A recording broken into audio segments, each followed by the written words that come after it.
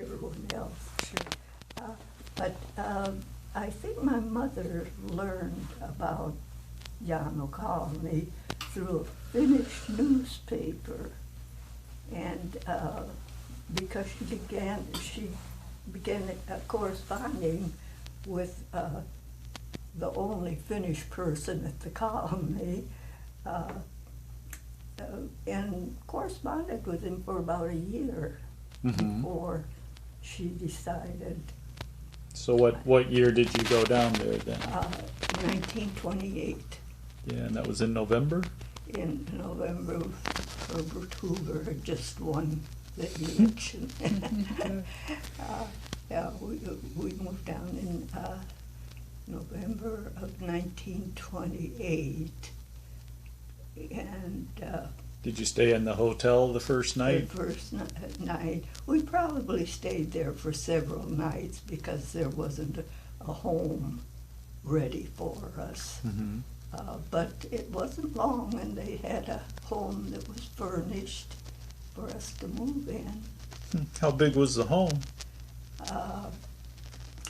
It had, let's see, 3 bedrooms, a kitchen dining room, and a living room. And then my mother had them add a sleeping porch.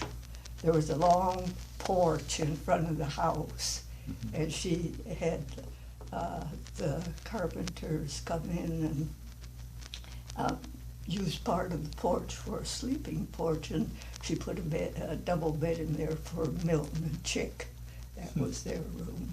So how many kids? It was your mom, and how many kids were there? Well, 6. Okay.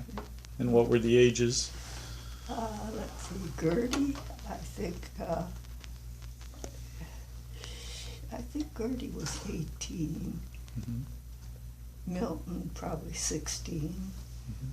Chick would be maybe 13 or 14. Myrtle was 11. I was 9, and Yam was 6. So did you start school right away when you moved down there? Yeah. Yeah. And what grade were you in then? I was in 4th. And what would be like a typical day? What time in the morning you get up, and what would you do? Well, they served breakfast from 6 to 7. Now, we didn't, as kids, didn't always go to the hotel for breakfast, but sometimes Milton would go up and bring the younger kids' breakfasts back. And then school started at 8. What would they have for breakfast? Usually a cereal of some kind. I can't think of anything else. They may have had a variety of things, but they always had coffee and milk for the kids. And they may even have had tea for people who drink coffee. But everyone had eaten, left by 7 o'clock in the morning, because I think the work day started at 7:30. Okay. And then you'd go to school after I'd go to school at 8 o'clock. Okay. And from 8 to noon, because we only had half days of school. So was the school just one building, or was there more than one school? Oh, there was more than one school. These were small buildings. In fact, one was just a one-room school, and it housed, let's see, I was in the 4th grade. It probably housed the 5th, 6th, and 7th graders, the one room. And then in the afternoon, the high school, they had high school classes. Okay. So, and was it like an old house that they turned into a school, or was it the one-room school looked as though that's what it was built for, a one-room school. Because they had the platform for the teacher's desk to sit on at the front of the building. But the school I went to looked as if it could have been a residence at one time. So were the separate grades put in different rooms then in the house? In that building, there was a fourth grade. There may have been the fifth grade. Yeah. I'm not sure. Okay. But in Louisiana, there were only 11 grades of school. Oh, I didn't know that. Mm-hmm. High school was 8 through 11. Okay. Yeah.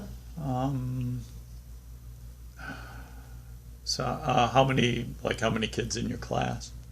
Oh, probably less than 10. I'd say maybe 7 or 8.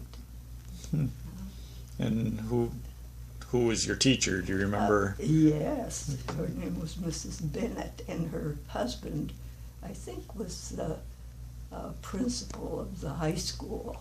Oh, okay. But she wore long dresses. This was 1928, but even then she wore long dresses, high collars around her throat. But a real good teacher. Was that her profession? Do you know before the colony, or She was a college-educated teacher. Okay. I know you mentioned in the past some of the teachers were PhDs.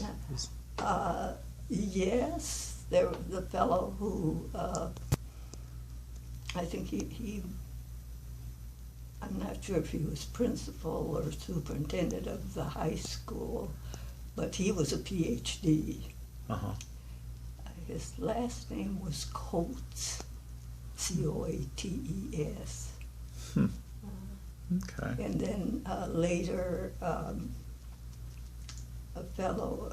family from New England moved down, and he had a Doctor of Divinity degree from Yale.